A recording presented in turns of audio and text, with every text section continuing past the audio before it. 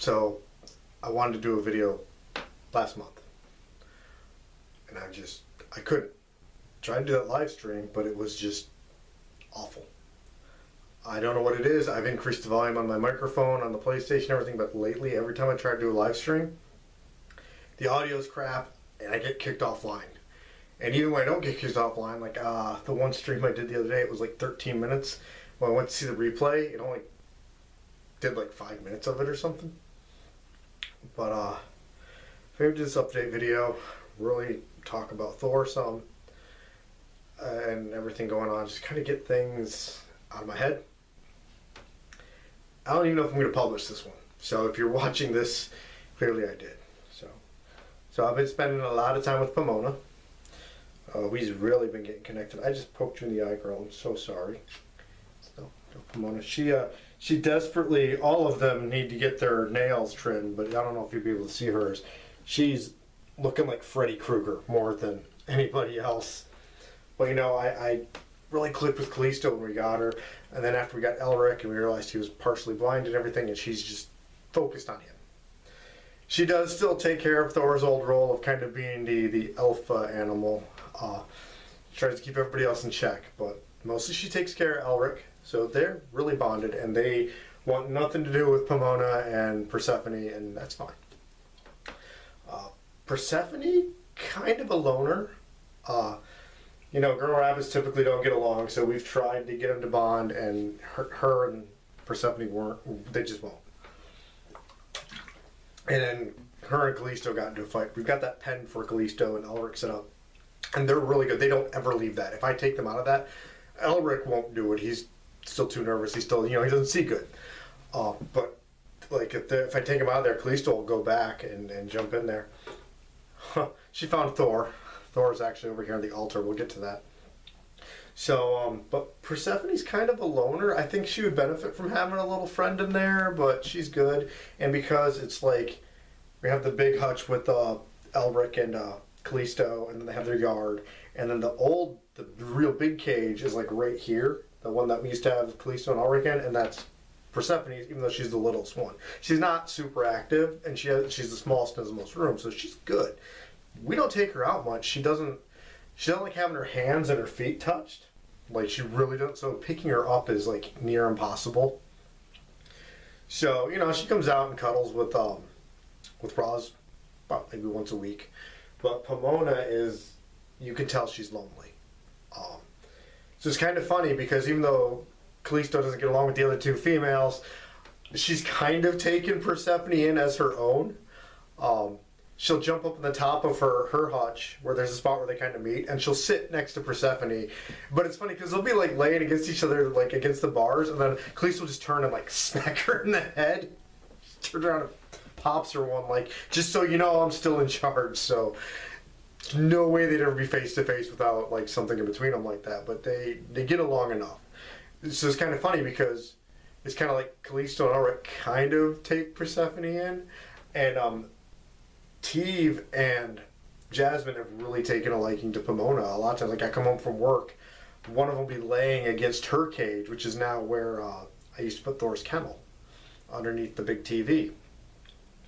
So they'll be laying under there, like next to the bar, kind of like Callisto and Persephone, but they'll be laying next to her, and it's the cutest thing. And like I have her out a lot now. She's almost like Thor. She's doing almost everything that she can with me. That's why I'm like hot, but I'm wearing the long sleeves because rabbit fur. I'd rather get the rabbit fur on this than my t-shirt and her claws. And sometimes she gets bitey. So usually they love bites, but they're still a little painful. So she's kind of, I've been getting really bonded with her, almost like I was with Thor. And it's kind of cute, kind of funny. It's not at all what I expected, but she, even with me and the two other cats, you can tell. Like, you can tell. Come here, girl. Just, you can look at her. Did that click off? She's a little lonely looking. Or what happened with that? Camera just got dark. I don't know. This is that old crappy camera.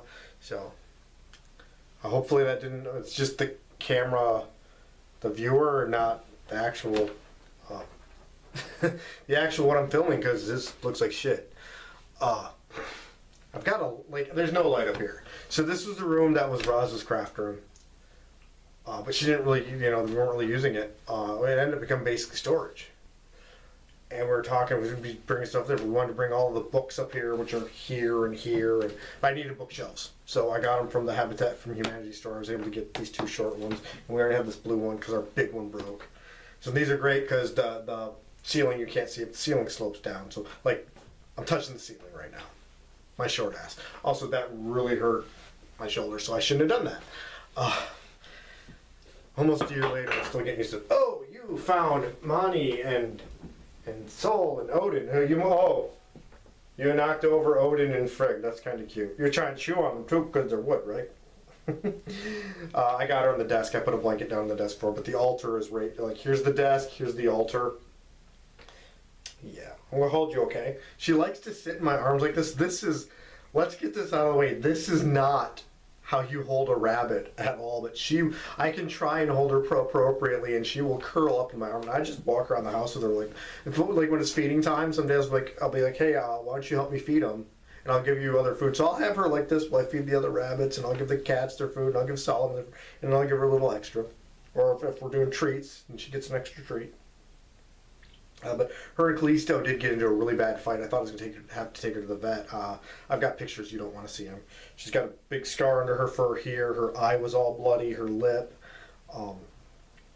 So that was when we're not even going to attempt to try bonding them. And that was, she went, I had opened, she's got a little pen that I can pull out, and I can connect it to Callisto and Elric, so I can make one big one. I was sitting in there, and I had the whole thing open. I didn't want to close it up. So I was feeding them, and I had Callisto and Ulrich all on one side, and then her on one side, and I was in the middle. And I turned around to do something, and she ran past me to Callisto's side. Like I said, Callisto's territorial. You don't go past that fence. So I'm not blaming Callisto for it. I should have been paying better attention, and she shouldn't have gone over there. But I thought that was going to be a vet visit, and I tell Roz, I'm like, well, because this was like 9 o'clock at night. I said, I'm not paying for an emergency vet. Like, wouldn't do it for Thor. I did that for my one cat, never again. Because it's like 3 times as much. I said, we'll let her sleep it off, and we'll see how she is in the morning. Morning comes, she's not hardly moving. I go to open a cage, and she like jumps up and like leaps into my arms and starts like licking on me and nibbling, and I'm like, okay, she's fine. So, and she's been fine, but ever since she's been like super close to me. Yeah, I don't remember what I was discussing before that. I assure you, I'm completely sober right now. I actually just got home from work. Twitchy's doing okay. Obviously, he's always in sort of a downward. I won't talk about that. It's not my place to talk, but I really enjoy being able to be with him every day. He could be having the worst day ever and moaning and groaning, and it's still one of the best days of work I've ever had. Not too pleasant, but compared to every other job I've ever had, like I come home and I feel like I did something. Even if he's had a bad day and there wasn't much I could just being there for him, you know. Sometimes you just need a person, and I know he's a real social guy. He hates being alone, so and that helps him out quite a bit and helps me out. It's good to be able to spend a day with a friend, you know. So the Thor story. I want to put you down. My arm is getting heavy, man. Like, let me just slide over here. I guess I can rest my arm on the desk. Oh, we're going under the jacket? That's fine. So Thor, we all knew he was getting there. You all knew he was getting there. He seemed perfectly fine. And then right on, he'd been starting to cough a lot. Like this wheezing cough, like kind of a thing. But it was a cough. And I know that's like the final stage of heart disease. So February 24th would have been my mom's birthday. I mentioned this in one stream, but the audio was crap, and like the picture quality of this seems like it's going to be crap. So December 24th would have been my mom's birthday, and it was also the day I started boot camp.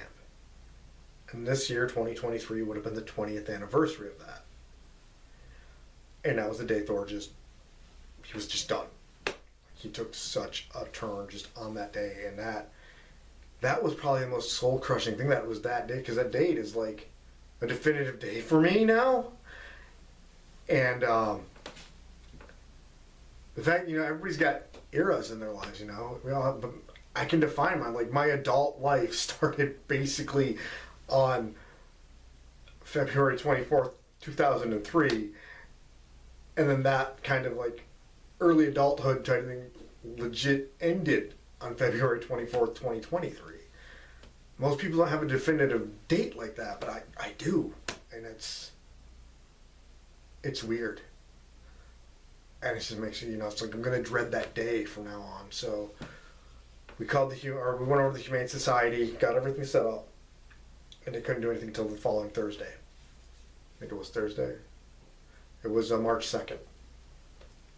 So for like a week, I'm watching him suffer.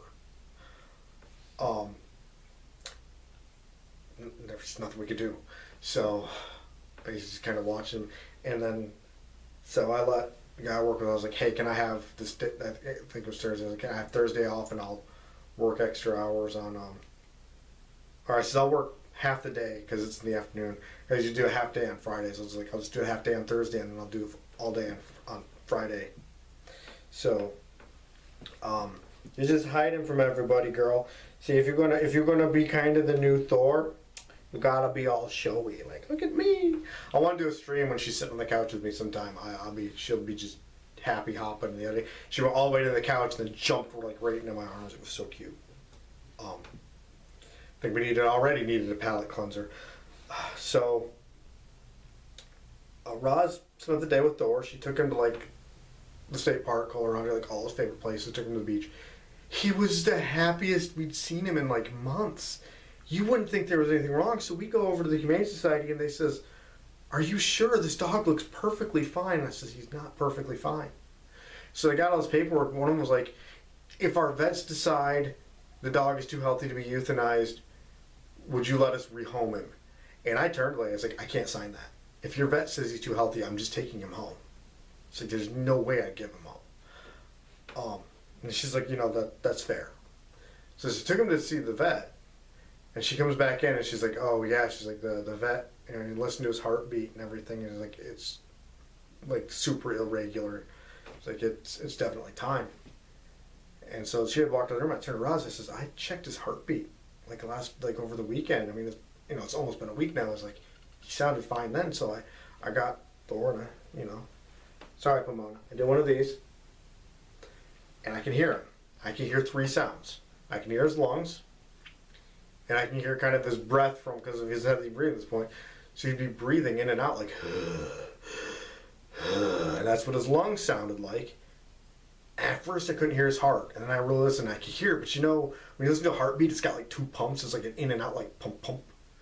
His was 1. It was just pump, and it was in complete sync with his breath.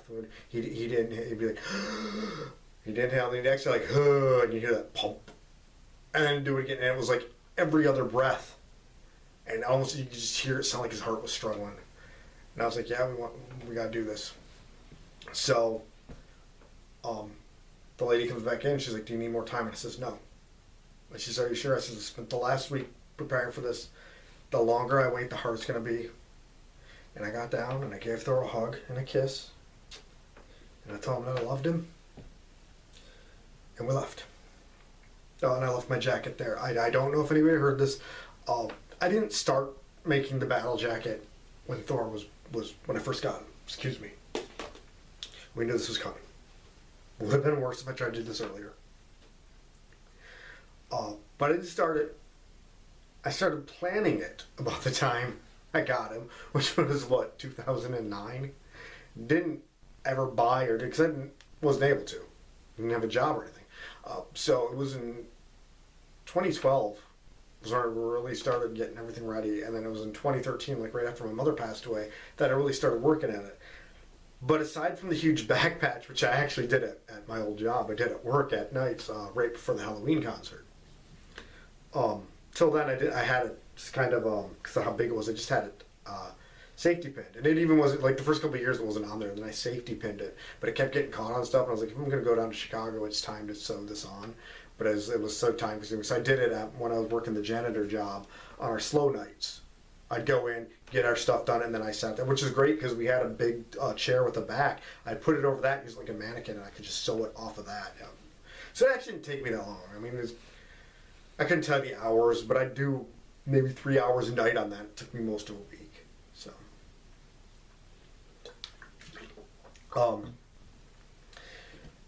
so I was like, the jacket means something because he watched me put all those, all those nights getting off of work at like 11 o'clock at night and then staying up till 7 in the morning, watching like reruns of Sex and the City or whatever the hell I had on, sewing. And he was there with me that whole time. I was like, it's more as much his jacket as it is mine. And of course, I had the little one I made for him during the pandemic. So he had that on. So I traded him. I took that off and I kind of draped that one over him like a blanket. But I had asked if they could have him cremated with it, and they said they'd have to look into it. So I asked my vet. Went over to my vet, and I was like, I'm going to have them euthanize him. But for the cremation, I was like, if they can't do it for whatever reason, could you? And like, actually, no, it's an environmental thing. They just, it's like a legal thing. They're not supposed to do it. But they're like, we use a different crematorium because the Humane Society has their own. They could probably bend the rules some. So it's like, if anybody's going to do it, it's them. But if they can't, nobody's going to be able to do it. It's like, okay. So when we went in there, that was they're like, we're not really supposed to, but we're going to. Because, I mean, we've adopted 4 rabbits and a cat, and we're go over there at least once a week, and we try and do any kind of donations if we can. So sort of like, because we're us, and also kind of as a thank you for taking her and her sisters in, and everyone, they said they'd do it. So I expected it to be a week or two, and then the next day, Roz was coming to pick me up from work, and she's like, I have Thor. I says, what do you mean you have Thor? She goes, no, the Humane Society called me, and his remains were ready. So I went and picked them up. So, I've said many times, I've said this on the channel, I've said this in person, that I wanted, when he passed away, to have a Mjolnir pendant made of a very specific style that I like. I don't like the overly fancy ones, but some of the real plain ones, to me, it looks like a spatula. Love SpongeBob, but no. But I have found a design that I really like that is more simple, but actually looks like a hammer. So I need to find a blacksmith who can do this for me, because I was like, I want to have one of those made, but have obviously not all of his ashes. Like, he's a little guy, but it's still a pretty good amount of ashes. Part of his ashes put in that, so it's part of Thor in this Thor's hammer pendant. But then he can always be with me and look after me. And then when I'm cremated, I want that on me, so part of Thor goes with me, So I haven't had time to really look into that. But if anybody knows a blacksmith who's willing to do it, let me know. So I actually have some remains here. I stuck them up on my little memorial wall that's like in my little DJ booth in my ballroom, where I've got like the picture of my grandfather, and I've got that rope from the big Tohoku War from Okinawa, and I've got my mom's, the Mickey Mouse. I don't know if I told you already. I got this plastic Mickey Mouse. My mom found it on the road in the winter. She saw it sitting in the road. It had been snowing, and she's yelling at my dad like, "Stop the car! Stop the car!" And my dad's like, "What?" She goes, "Just stop! I need to get out." He goes, "Okay, stop." And she jumped out of the car to pick up this plastic Mickey Mouse toy. I've got that up there, and then a set of. She's always collected a lot of Coca-Cola stuff, so I've got a set of Coca-Cola trading cards in a nice tin for my mom. So I put Thor's. They put them in like a little tin. I had put that there, and then I put my mom's playing cards on top of it. But we were doing some ritual, and I wanted it was involving him. So I decided to put his ashes on the altar, and we just kept it. Even when we moved it all up here, we kept it. So he's actually right here. He's in the video. He's going to be in the video. So I actually have him sitting. He's actually sitting next to the statue of Mani, the only one you didn't knock over yet. So I'm gonna go ahead and grab that. So that was the tin, and so we put that in there, and then there's a plastic bag in here. That's his remains. And you could tell there's little specks of black denim in there, so they did do the jacket. So we're reading that to help the other animals cope, you should let them smell the remains. So we brought this home. And I took this, and Roz took the tin. And Teeth came over, and she let him sniff the tin, you know. And then he kind of did that cat headbutt thing, and he just looked really sad and walked away. Well, I pulled the plastic. I'm not going to pull the plastic bag out here, but I pulled the plastic bag out, and I held it up like that for Callisto. You couldn't smell it. You didn't know him as well. I know you loved him. And Callisto does that. She kind of goes like this. She leans in, sniffs it again, and you just see her, like, she's got the floppy ears, like most your Velvet Rexes do, but you know, Callisto's got the big spiky ears. And she, you didn't just knock Monty over, you flipped him over onto Odin. That's kind of funny. She put her ears down, almost like Pomona's are, and then trying to pick these up. It's not going so well. We're just leaving now. You can come back to me. She just looked really depressed, and I went to pet her, and she actually took her hand and like went like this, like she pushed my hand off of her, and just slowly walked into her house. And she didn't flop down or anything. Just slowly laid down next to Elric and snuggled up to him. And she stayed like that for like 2 days. I was like, man, I didn't know they were tight like that, because you know we got her like in like September. So she probably took it the worst, and she was like, she started coming out of her thing for about like 2 weeks later. She started coming out. She's been out now. But she was, you could tell she wasn't happy. She's finally gotten where she's happy and hopping around and everything. But for almost a month, she was fucked up. Like, I'm not even gonna sugarcoat it. The other one was Solomon.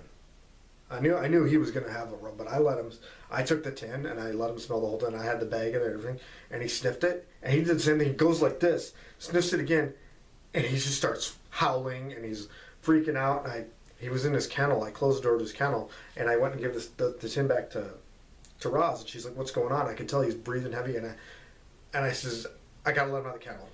You gotta get the cats out of the way. Close the rabbit cage." She's like, "What?" I'm like, "I think he's having a panic attack." So I let him out, and he came out, and he's just howling louder than we've ever heard him do, and he just starts running circles through the house.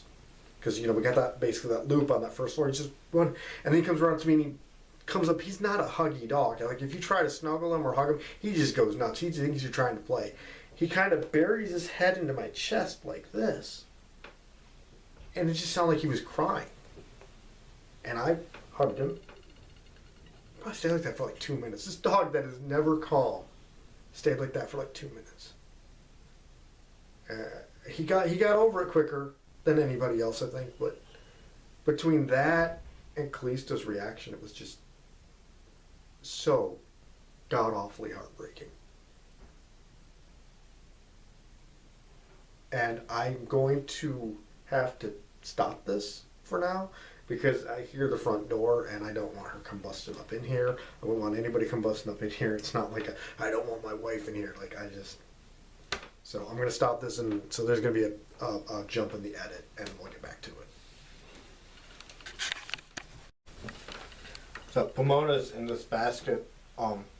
We had got this for Persephone because we had trouble picking up. We're like, maybe we can get her jump in the basket, but didn't work. So I was getting some pictures of her for Easter. She's actually wearing Thor's jacket here. She actually had a little kimono, this little dog kimono we got for her. Looks so cute in it, but let's get you out of there, girl. So, yeah, she's been wearing Thor's vest a bit. I'm not trying to teach her to walk on it, but I had this idea for taking her on like little bike rides. Like, they have like those dog slings, but I figured like if I get her to be used to this, I can clip that so if she tries to jump out of it, she's like stuck to me and can't do that. So it's like an extra safety thing.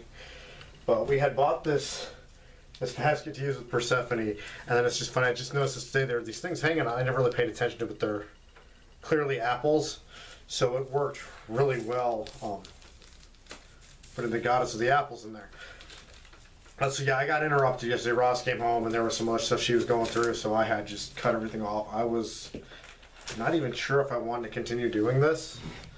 I just came up and watched that other little clip because fortunately this old camera does everything in 20-minute increments, and it was only like 3 minutes into the second 20 minutes of the thing, I think. So I was able to rewatch it and see where I was, and it's like, okay. So it is helpful for me for getting through things. So Pomona's with me again. Solomon's actually right outside here on the deck. I send him out there, like if the weather's bad, use the bathroom, or whatever. He just needs to run around, and because that's the best way to do it. So he might start howling, or you might hear him walking around. But I was outside doing yard work all day, and he was not behaving with me today. So yeah, he was helping me the other day. I was cutting out this bush, and I was handing him the pieces of the bush. I don't know if I told the story the other half, but yeah, I was handing him the pieces of the bush, and he was hauling it across the yard for me. But today he's like trying to stick his tongue, like lick the clippers as I'm clipping. And it's like, you're gonna get your tongue cut off. Like, what the hell? And like he wasn't listening. I told him, like, I just wanted to pet him. I'm like, hey, come here for a second. And he like bolted on the other side. I'm like, okay, fine. We just hauled him inside, put him in his room. So, but I was out there for probably like 3 to 4 hours. I definitely overdid it. I'm still getting used to this shoulder thing. So I'm exhausted. It's like 3 o'clock the Sunday before Easter. I was going to go watch motocross, but I'm so exhausted I don't even want to like turn the TV on and do that. So I was like, I'm going to come up here and see if I can do some more of this video or whatever. So how the animals got over it, we're just going to skip to that. So everybody was pretty mopey. And the way I had things set up, I've explained how Callisto and Elric's got their area, and then above it is basically, above and to the side is Persephone's. Pomona has Bunny's old cage, the smaller one. And I had brought up, we found this old like sewing machine cabinet on Facebook Marketplace for like free. It didn't have the sewing machine in it, so we had it propped up on that because it's sturdy. We can barely even move the thing. So I had it on that. And we've got all of our like rabbit and other pet supplies inside of it. Girl, you really don't look happy with me today. It's just a little vest. You get used to it, I promise. Oh, you sure are happy with me. You just don't want to wear the stupid thing, huh? Well, it was Big Brother Thor's, okay?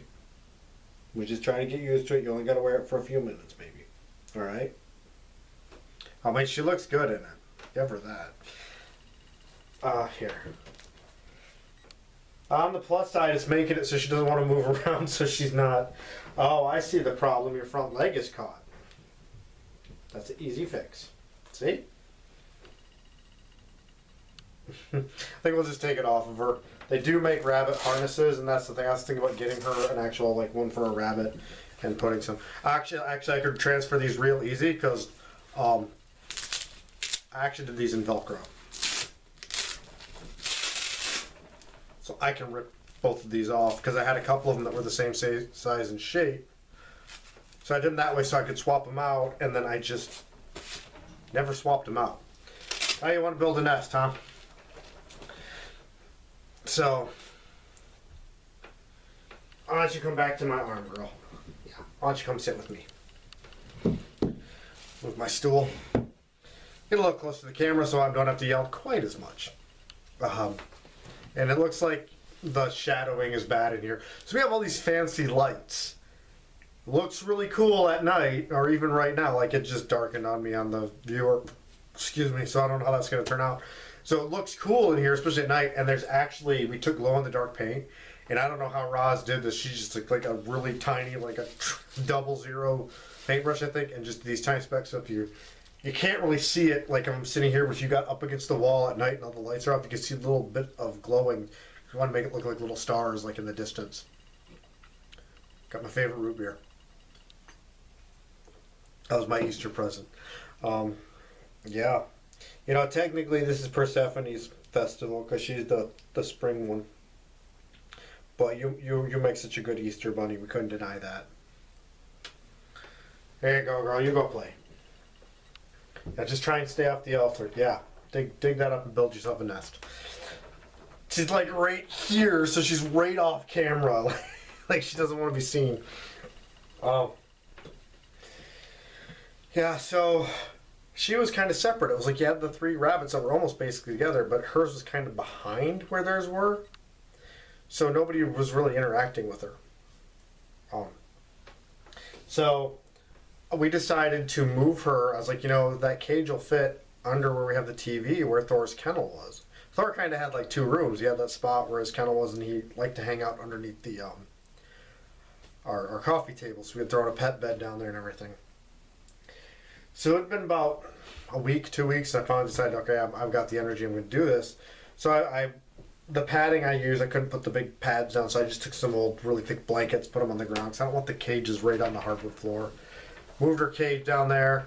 She's a little iffy about it, but it made the other rabbits, the other animals in general, like, having another animal in that spot where Thor was, like, it cheered them up, and it made it so she was able to interact more with us. So it's kind of funny if I described how I had their cages up. If I have her big playpen out and Elric and Callisto are out in theirs, Persephone, who usually hides, will actually come out and watch. Like, she wants to be alone, it seems like, but she likes to watch the others. So she's watching them out playing. She's playing in her yard. Elric and Callisto will be in their yards, and Persephone's kind of up higher than everybody else, looking down at them like, yay, I'm a part of this. I get to watch. So it actually satisfied everybody. Just that little thing moving her like 4 feet from behind this wall to in front of the wall and then down in this corner. Like that's it. And then I was able to just hook those gates up so I can have like a movable fence around it that I can just pull out and shape it any way I want because it's modular. So her playpen, like I leave Elric and Callisto's pretty much the same, especially with Elric being partially blind. But hers, every time I pull her out, it might be veers off this way one day, maybe it veers up this way the next one. It might just be a straight like rectangle. I might do different shapes. She loves it. It's like every time it's an adventure, and I'll get down there and lay down in there and play with her, and like maybe I'll have it open and I'll have a movie on. And I'll just kind of lay there and she'll be jumping on me and stuff. So that actually helped everybody. Like after that happened, Elric especially. I forget we have Elric sometimes because he just doesn't come out of his thing. He's the color, like you look in there, you don't see him because of his like black and white speckled color. He blends into the shadows almost perfectly. Yeah, I forget about him sometimes, like that we have him. But now he's been coming out a lot more. He's got the ears like her. He kind of got the like floppier ears. I think he might be a part lop, but he's had them up more. But that's maybe he's part lop, but maybe it had to do with that hoarding situation came where he's probably in a little pen, and maybe he had to just keep his ears down so that he's not used to the muscles keeping him up. But he's been out, he's been playing more, he's been a lot happier. You can tell he is just so bonded with Callisto though, because he was okay with Persephone at first, but then she like tried to mount and hump him, like I'm dominant over you, and he didn't do anything. That was like they were totally fine. That's when Callisto came and smacked her. We're like, we're not going to try this because we don't want to break Callisto and Elric's bond. But he seems happy being able to see the other two girls. We just don't let him interact. And she's not her, but I think it was the other one. I think Persephone got close once and he did smack her. So we just kind of let Elric and Callisto do their own thing. Hi, do you like chewing on that flannel shirt? Does it taste all smoky because I was out and I had a fire going? Yeah, this is what I get. Callisto will do this too sometimes, but if I'm like in her pen with her and I'll be like sitting cross-legged on the floor or whatever, and she'll go behind me and all of a sudden I can feel she'll get up and like scratch my back and stuff. It's kind of cute. So, it has been a long month. It's been a long month. Shit, we're almost halfway through April. We're almost 2 months, and it's weird. Even now, like I can be like on the couch and I'll go up to go to the bedroom and I'll be like, "Hey Thor, are you coming?" Oh yeah.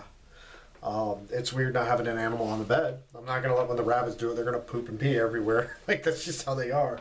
Like they're litter box trained, but you can't get to it sometimes, you know. And Solomon, I tried him a few nights and he's too white. He does not understand that. Like I can be sleeping when I sleep on the couch a couple nights a week because otherwise the bed's like almost too soft, so it hurts my back if I sleep there too much. But I can let Solomon be out at night with me, and he'll lay down on the floor eventually. Like I'll wake up in the middle of the night, he's just laying on the floor in front of the couch. I can reach down and pet him, but you can't get him to do that on your. You have to let him like do it on his own, and it's like you can't do that in the bed. Like you lay in the bed, you're going to bed. But he'll be up and chasing his tail and stuff. It's like, dude, that's not okay. And it's ripping up all the sheets and everything. So he's never going to be a bed dog. It's not going to happen. We did let him do that a couple nights, those last few nights with Thor. And he was good about that. It was like he wanted to chill out before Thor. He was snuggled up against him and everything. But that was the only time. I'll make it like that scene in Wayne's World. It's like people only do things for money, and that's just sad. That's the other thing. I wanted to finish this video, but it's like, do I really want to be in that same headspace? No, I don't actually. I feel like I'm really zoomed in here. Oh, wow, I was really zoomed in there. Okay. I apologize for you having looked at like that close to my fucking face, man. I wouldn't want to be that close to my face, and it's attached to me. And you get to see Mona. You doing good over there, Pom Pom? So, that's... I don't really want to go any further into it. I feel kind of satisfied with that being the story of that.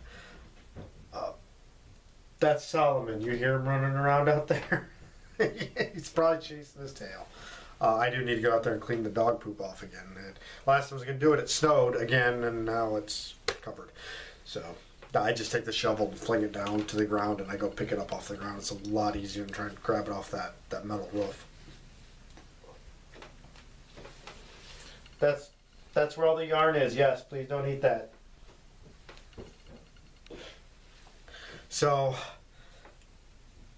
the other thing I wanted to mention was how, because I've been really kind of introspective lately, I realized something kind of funny. I've had Family Guy on a lot. I always looked at something on the background, but I've been doing Family Guy, like nonstop since Thor passed. I was like, something's weird. It's usually like Family Guy, American Dad, Frasier is a real big one for me. Like, those are the three. There's a couple of shows like that I'll put on that are just kind of, that I'll have on if I'm doing other stuff. Even if I'm like just playing video games and I'm alone, but I'm in the living room and I got the two TVs, and might as well put something on. Sometimes I'll put YouTube on, but most of the time I'll put a show on like that. I was really I didn't want to watch like anything else, and couldn't figure out why. And then I finally says, hi, can I have kisses? I says to Roz, I'm like, I think I know why this is. So she says, why? She says, well, Ryan and Stewie are kind of like me and Thor. Like, Stewie was just, especially the early seasons, he's like me as a kid. Like, that was my whole thing. He's supposed to be like this mad scientist or whatever. That was how I was, more or less, at that age. I remember that. I was telling her, like, I had this spot, like, my bed was against the wall. And the bed had, like, 2 drawers underneath it. And then there was, like, this space. We'd usually put, like, blankets there. It's almost like a little shelf. But I could crawl in that space and get under the bed. And I would, as a kid, I'd pretend like that was my laboratory. And I was that kid. It wasn't a laboratory. It was a laboratory, you know. I had to pronounce it like that. And I even had a time machine. Like, I was pretending. But my time machine was not in my room. It was actually our backyard. It was our jungle gym. You had to get on the swing, and that would take you, yeah. So I see a lot of, like, so with Stewie and Brian, I'm like, that was kind of like if I had Thor as a kid, that's kind of how it probably would have played out. I had a teddy bear instead. His name's Kirby. Had him before the games came out. He's actually downstairs. Still have him. He's all patched up. He was actually made by Avon. If you look up the Avon Kirby doll, that's what he is. So, I was like, that's probably why I'm watching this. And I was like, and she's like, where did that even come from? She's like, where does like when you were like a kid, like 3, 4 years old, where did you get this idea that you're like this mad scientist? And I says, well, it's from Frankenstein. She's going like, yeah, from watching that Sunday movie marathon every Sunday on ABC, Channel 9. Because I said they showed a lot of Hammer films, and I was just, even as a kid, I was obsessed with the Frankenstein movies. And that's where it came from. It all comes back to Peter Cushing somehow. And so I started rewatching those. I'm kind of watching them out of order. Like, the order is not really that important, but I thought, you know, that might be fun, something to do that might help me get through this. It's like, I've been able to make this connection is to do sort of a review of those or something, or like a retrospective, or more kind of like this. I don't know why I touched my nose. Something like this where I'm just talking about those movies. So, and this has helped me get stuff out there. So I might have to, but I gotta finish going through them. I watched Frankenstein Must Be Destroyed last night. Like, that's one of my favorite ones. That's why I threw it on. But it's like I'm gonna watch one. Let's do that one, even though it's like towards the end of the series, but it's all good. So it gave me the idea to do that. Man, I swear that this whole video, I filmed this in like 3 parts almost. Two different days, but kind of 3 sections. And I have not once properly pronounced the word idea. That is just insane. So, that's what's been going on. Still adjusting. And it's just also been, I haven't wanted to do anything. I wanted to sit down. I figured everybody deserved a video talking about Thor and what happened. And I did the live stream thinking that might be the easier way to do it. And the live stream was just crap. So I was like, now I got to sit down and actually do the video. And I didn't know if I wanted to be in that headspace like you saw from the first part of it. But I'm doing good today. And I don't want to get back into that. So if it seems like this went from like one end to the other real quick, we'll just know there was like a 24-hour... 48-hour period. 48 because that was Thursday. Today's Saturday. Man, where did Friday go? Friday was busy. They're all busy. So I don't know. Pom Pom, you got something to add? Want to be all cute on video? Maybe next time I should film with the camera on, like, in front of the desk. Then you could see her, and you could see what. 1 second.